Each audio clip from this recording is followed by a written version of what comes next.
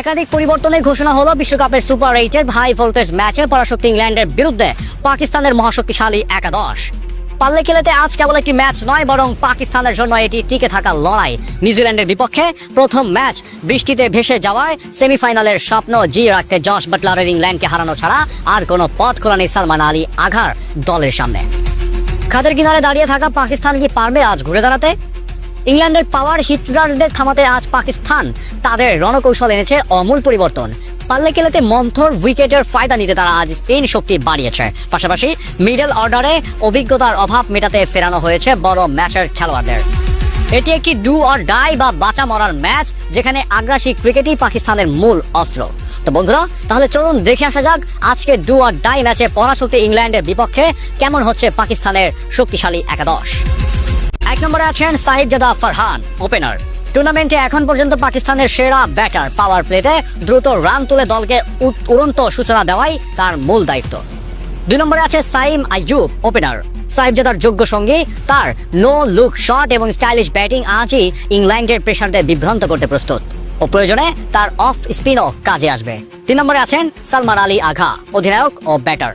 দলের প্রাণ ভোমরা অধিনায়ক হিসেবে সামনে থেকে নেতৃত্ব দেওয়া এবং মাঝের ওভারগুলোতে ইনিংস গড়ার দায়িত্ব তার কাঁধে। 4 নম্বর রয়েছে বাবর আজম, ব্যাটার। বর্তমান ফর্ম নিয়ে আলোচনা আর সমালোচনা থাকলেও বড় ম্যাচে বাবরের ক্লাস দলের জন্য অপরিহার্য। ইংল্যান্ডের বিপক্ষে তার রেকর্ডও বেশ সমৃদ্ধ। 5 নম্বরে আছে উসমান খান, উইকেট রক্ষক, ব্যাটার। উইকেটের পেছনে অতন্দ্র প্রহরী এবং ব্যাটিংয়ে ফিনিশার হিসাবে তাকে দলে রাখা হয়েছে, আর আগ্রাসী ব্যাটিং স্কোরবোর্ডকে সচল রাখবে। 6 নম্বরে রয়েছে ফখর জামান, ব্যাটার।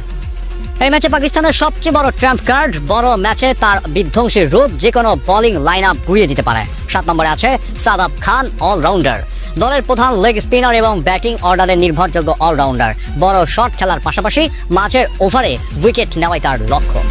8 নম্বরে আছে মোহাম্মদ নেওয়াজ, স্পিন অলরাউন্ডার। বাহাতি স্পিনের ভেলকি দিয়ে ইংল্যান্ডের মিডল অর্ডারকে চেপে রাখার দায়িত্ব তার। পাশাপাশি লোয়ার অর্ডারে কার্যকরী ব্যাটিং করতে পারেন তিনি। 9 নম্বরে আছে উসমান তারিক, স্পিনার। এবারের বিশ্বকাপের আবিষ্কার, তার রহস্যময় স্পিন ইংল্যান্ডের ব্যাটারদের জন্য বড় মাথা ব্যথার কারণ হতে পারে বটে। 10 নম্বরে আছেন শাহিন শাহ আফ্রিদি, পেসার। নতুন বল ইন সুইজিং ইয়ার্কার শুরুর ওভারে উইকেট তুলে নিতে ওস্তাদ তিনি। ইংল্যান্ডের টপ অর্ডারকে ফেরানোর মূল দায়িত্ব থাকবে তার। 11 নম্বরে আছে সালমান মির্জা, পেসার। ডেথ ওভারে তার নিখুঁত বোলিং এবং বৈচিত্র্য ইংল্যান্ডের রান রেট নিয়ন্ত্রণ রাখতে সাহায্য করবে। পরিসংখ্যান আর ইতিহাসের পাতা উল্টালে দেখা যায় দেয়ালে পিঠ থেকে গেলে পাকিস্তানের দল হিংস্র বাঘের মতো রূপ ধারণ করে।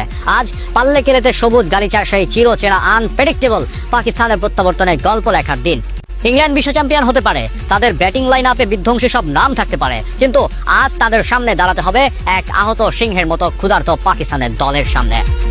আজকের রণকৌশলে স্পিন অ্যাটাকই হবে পাকিস্তানের তুরুপের তাস। যদি উসমান তারিকের রহস্যময় ঘূর্ণি আর সাদাব নেওয়াজ জুটি মাঝের ওভারগুলোতে ইংল্যান্ডের রানের চাকা আটকে দিতে পারে, তবে জয়ের পাল্লা ভারী হবে সালমান আলী আঘার দলের দিকে।